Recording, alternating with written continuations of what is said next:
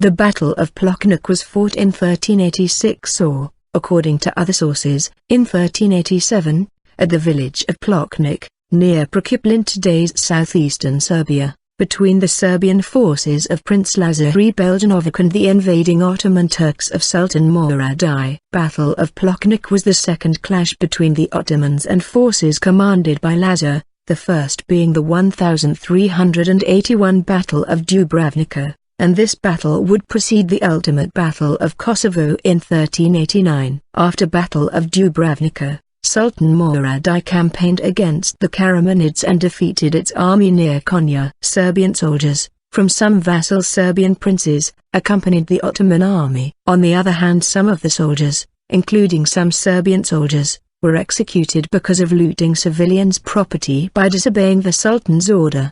The execution of these Serbian soldiers aroused the hatred of the Serbs. Many Serb princes started to support Lazar Hrebeljanović against the Ottomans. At that time, one prince in Shkodër wrote a letter to the Sultan. In the letter this prince wrote that if the Ottomans sent some troops to Bosnia and Albania to protect him, he would recognize the sovereignty of the Ottomans and aid them. Murad I ordered one Akinji commander, Kula Sahin Bey, that commander was not Lala Şahin Paşa, to prepare his troops. Battle.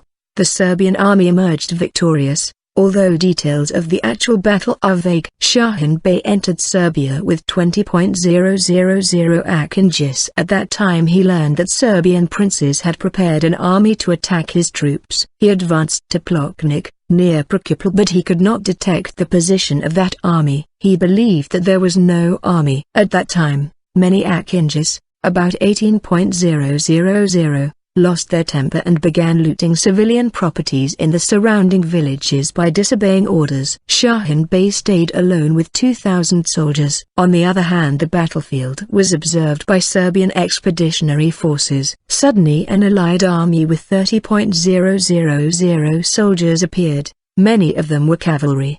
The Serbian army used heavy night cavalry charge with horse archers on the flanks. The Serbs first attacked the Ottoman center, 2,000 soldiers, although they were unprepared and tasted nasty shock to heavy Serbian knights. The outnumbered Ottoman center resisted for some time but later began to withdraw with Sahin Bey, who barely escaped with his life. Then the Serbian army turned to the other 18,000 Akinjis that were busy plundering, unprepared, ill-disciplined. Surprised Akinjis couldn't do anything without their general. Only 5,000 of them returned home alive. More than 60% of the Ottoman army was destroyed. Miloš Obilić, who later became a hero in Serbian folklore because of his role in the Battle of Kosovo, was wounded by an Ottoman arrow in the battle. Aftermath. This victory gave prestige to the Serbs and their rulers. It was this battle that made Murad consider the possibility of abandoning his Balkan campaign. However, he decided to make one more powerful thrust aimed at the heart of the now seemingly revitalized Serbian Empire Kosovo.